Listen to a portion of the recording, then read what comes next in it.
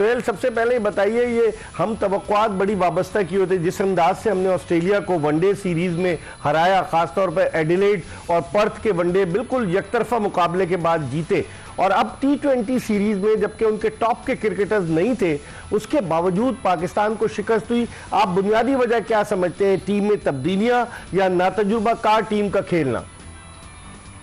इकबाल भाई, डिसअपॉइंटमेंट बिल्कुल हुई। मैं जब टूर शुरू हुआ तो मतलब मेरे ख्याल में हम सब पाकिस्तानी T20 में बेहतर परफॉर्मेंस एक्सपेक्ट कर रहे थे, और ओडीआईज में शायद हमें इतनी तवक्को नहीं थी क्योंकि हमारी रिसेंट पास की परफॉर्मेंसेज इतनी अच्छी नहीं रही। लेकिन ओडीआई में जिस तरीके से हमने ऑस्ट्रेलिया को हराया ऑस्ट्रेलिया में, और कम्प्रीहेंसिवली जीते हम वहाँ पे, तो उसके बाद ऑब्वियसली T20 में हमारी सबकी उम्मीदें बहुत हाई थी, एक्सपेक्टेशन हाई। और आज के मैच में स्पेशली जैसे हमने ऑस्ट्रेलिया को पकड़ लिया था 148, मुश्किल पे थोड़ा था, बॉल काफी हो रहा था, बट हैविंग सेड दैट आजकल की क्रिकेट में मेरे ख्याल में अगर मैं कहूँगा, मैं सम अप करूँ इसको, तो हमने चेज को प्लान अच्छे तरीके से नहीं किया। जब भी T20 क्रिकेट होती है, आप जब आप चेज कर रहे होते हो, चेज प्लान करके आपको करना होता है। आप कभी भी नीचे लगी हुई टीम को ऊपर आने का जब मौका दे देते हैं ना, क्रिकेट में मैंने बहुत, आपने जैसे कहा, बहुत खेली। मैंने जब भी देखा कि T20 में नीचे लगी हुई टीम को ओपोनेंट ऊपर आने का मौका देते हैं, तो वो फिर कभी भी मोस्टली 95% वो टीम फिर हारती नहीं है। तो हमने 148 ऑस्ट्रेलिया को रिस्पेक्ट करके पहले 7-8 ओवरों में मुझे लगा कि हमने मैच हार दिया था। आपको कभी भी अगर हम शुरू से अटैक करते, 1-2 विकेटें अगर हमारी चली भी जाती, लेकिन रन रेट आप कैसे 11-12 पे जाने दे सकते हैं जब आप 7.5 रन का टारगेट आपके सामने हो, 7.5 रन की एवरेज आपको चाहिए, और आप by the end of 10 overs you sitting on leading by आप 11 की एवरेज आपको चाहिए थी, और आउट भी आपके 2 थे। तो मुझे जो है कि मुझे totally disagree the way we plan the chase, it could have been better. उसका कि वही मैं कहूंगा कि शुरू के पहले 10 ओवरों में हमने वहीं पे मैच हार दिया। सही। अच्छा सोहेल, आपका इतना तजुर्बा है, आप तो माशाल्लाह T20 स्पेशलिस्ट रहे हैं।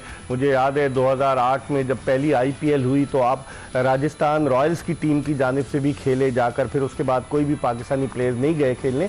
आप क्या समझते हैं कि ओपनर्स की तब्दीली, पहले मैच में साहबजादा फरहान ने रिजवान के साथ इनिंग्स ओपन की, आज बाबर आजम ने इनिंग्स ओपन की, हमारा बैटिंग ऑर्डर सेटल नहीं हो पा रहा, और हमारी बैटिंग इन्हीं बाबर आजम और रिजवान के गिर्द घूम रही, बाकी सारे यंगस्टर्स हैं हमारे पास।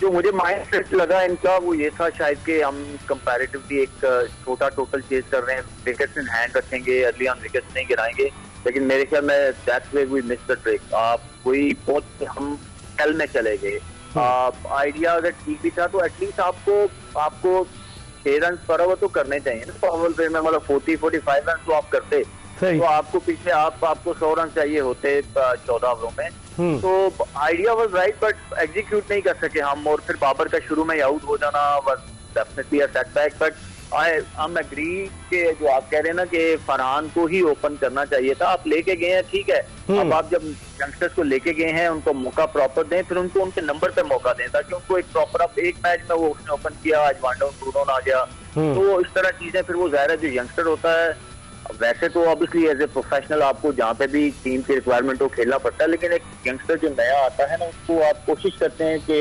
अकोमोडेट करें कि जो उसका प्रेफरेंस हो, जिस नंबर पे वो खेलता हो, वहाँ पे उसको अपॉर्चुनिटी दें, ताकि वो, क्योंकि नर्व्स होती हैं जब आप डेब्यू कर रहे होते हैं ना, नए प्लेयर के लिए बड़ा मुश्किल होता है जाके किसी एक एक्सपीरियंस प्लेयर जैसे बाबर है, बाबर तो ओपन भी कर सकते हैं, 3 पे भी खेल सकते हैं, 4 पे भी खेल सकते हैं, सही, बट नए बंदे के लिए मुश्किल होता है। तो मेरे ख्याल में हमें अगर फरहान के साथ ही हम जाते, और जिस तरीके की इंटेंट से आज भी उसने खेलने की कोशिश की, अगर वो शुरू में खेल लेता, आपको एक 15-20 रन ही क्विक करके दे देता ना, तो मेरे ख्याल में स्टोरी डिफरेंट हो सकती थी। ठीक है। एक चीज सोहेल आपसे पूछना चाहूंगा, मुझे पता है आप फाइनल खेलने भी जा रहे हैं, लेकिन ये बताइए कि अब्बास आफरीदी जिस तरह की उसने बॉलिंग की, पहले मैच में उसको 1 ही ओवर मिला, 9 रन देकर 2 विकेटें हासिल की, और आज जिस तरह से वो अपनी स्लोअर डिलीवरीज को मिक्सअप कर रहा था और जिस तरह से डिसीव कर रहा था, कैसे देखते हैं कि अगर इस पे काम किया जाए तो in future he can develop himself as a wide ball specialist bowler?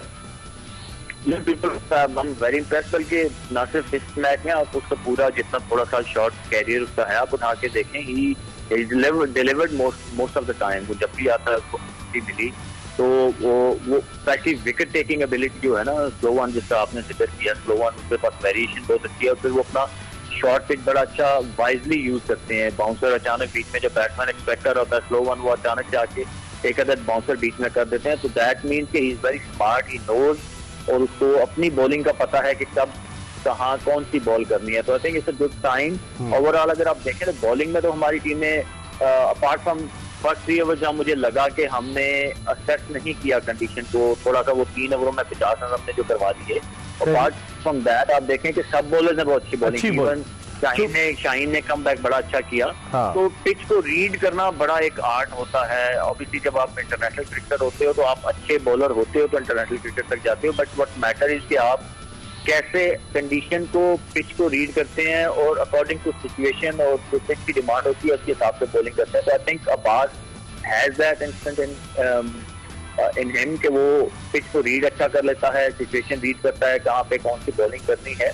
तो it's a good sign and hopefully कि वो आगे उनकी सीखने की गुंजाइश रहती है। आप हमेशा सीखते रहते हैं, वो सीख के और बेहतर बॉलर बन सकता है। आप उसके चचा के साथ भी खेले उमर गुल के, तो यकीनन उमर गुल ने भी टिप्स दी होंगी अब्बास अफरीदी को। हाँ, मुझे ऑब्वियसली वो काम करते होंगे उनके साथ। थोड़ा सा अब्बास को जो अगर मैं क्रिटिकल एनालिसिस करूँ तो थोड़ा सा शायद मैं कहूँगा कि नए बॉल पे या जो मिडल ओवर्स हैं उस पर थोड़ा सा लाइन और लेंथ पे थोड़ा और काम करने की जरूरत है। डेथ बॉलिंग में is very good, slow one he has all मतलब वो स्लो बाउंसर भी कर लेते हैं, स्लो वन अच्छा रिसीव भी कर लेते हैं। नए बॉल पे थोड़ा सा काम करेंगे तो आई गेस कि वो मैंने जैसे आगे कहा ना कि आप सीखते रहते हैं। सही, ठीक है, बहुत बहुत शुक्रिया सुहेल, आप ट्रेवल कर रहे थे। आप रिशाद साहब, अब पाकिस्तान सीरीज तो हार गया, अब परसों पाकिस्तान का आखिरी मैच है होबार्ट में, क्या समझते हैं कुछ चेंजेस वगैरह करेगा पाकिस्तानी टीम में? उमैर बिन यूसुफ गए, उनको नहीं खिलाया, और एक और अरफात मिन्हास, उसको नहीं खिलाया, ठीक है, और बाकी आप समझते हैं कुछ चेंजेस हो सकती हैं अगले मैच में? सीरीज तो हार चुके हैं। जी हाँ, मैं समझता हूँ कि होना भी चाहिए, इस वजह से कि देखिए उनकी बिल्कुल सेकेंड 11 है जो हमारी इस अच्छी खासी टॉप 11 को हिला रही है। अभी इस वक्त आज जो मैच खेला गया है उसमें पाकिस्तान के 6 टॉप प्लेयर तो मौजूद थे। तो ये एक एम्बेरसमेंट है कि उनकी यंग टीम जो है वो दोनों मैचेस जीत गए, और इस तरह से तो मेरे ख्याल में अब हम लोग जो टैलेंटेड प्लेयर सब ले गए हैं उनको कम से कम हम आजमा लें, क्योंकि सीरीज तो हम हार गए। मैं समझता हूँ भाई होना चाहिए बिल्कुल। और उसमें एक पॉइंट आपने बहुत वैलिड कहा कि साइम अयूब जो कि T20 से उभर के आया, नाम है स्पेशल, उसको वापस बुला लिया, वापस भेज दिया। ये कितना बड़ा एरर है, ये मैं एक छोटा मोटा एरर नहीं। और वो पिछले 2 वनडेज में उसने जो बैटिंग की ऑस्ट्रेलिया के खिलाफ, फुल स्ट्रेंथ टीम थी एडिलेड में, बिल्कुल, तो वो आराम से ड्राफ्ट इन कर सकते थे, अगर नहीं भी था टीम में फौरन ला सकते थे। तो ये चीजें बड़ा कॉस्ट कर रही हैं पाकिस्तान को डेफिनेटली। और उसके अलावा मैं समझता हूं कि देखिए PSL का म्यार जो मैं देख रहा हूं 2 साल से नीचे होता जा रहा है। PSL में दुनिया के इंटरनेशनल खिलाड़ी नहीं आते, जिससे हम उसूलन T20 के प्लेयर्स को ग्रूम करते थे, लेकिन उसका म्यार कम होता जा रहा है। दुनिया के टॉप प्लेयर्स उसमें नहीं खेल रहे। तो अब आप देखिए IPL कता कलामी होती, IPL की जो ड्राफ्टिंग है वो 24 और 25 नवंबर को सऊदी अरब में हो रही है। अच्छा, आप अंदाजा लगाएं कि IPL को वो फैलाए जा रहे हैं, और क्योंकि पिछली IPL में सऊदी अरब की जो टूरिज्म वालों ने उनके साथ बड़ा कोऑपरेट किया था IPL की मैनेजमेंट से, तो इस मतलब आप वहां करा रहे हैं। लेकिन अब रिशाद साहब IPL और PSL का क्लैश होने जा रहा है, जी, तो आप क्या समझते हैं, इससे फर्क पड़ेगा PSL पे? जी हाँ जी, बिल्कुल फर्क पड़ेगा, और मेरे ख्याल में अभी भी हो सकता है कि कोई डेट्स, क्योंकि अदरवाइज तो बिल्कुल ही मैं समझता हूँ कि खाली हो जाएगा, क्योंकि कोई भी जो थोड़े बहुत प्लेयर्स आते थे वो भी नहीं आएंगे। तो बड़ा एक अजीब पाकिस्तान के लिए वो है, लम्बा फिक्री है। बहुत बहुत शुक्रिया।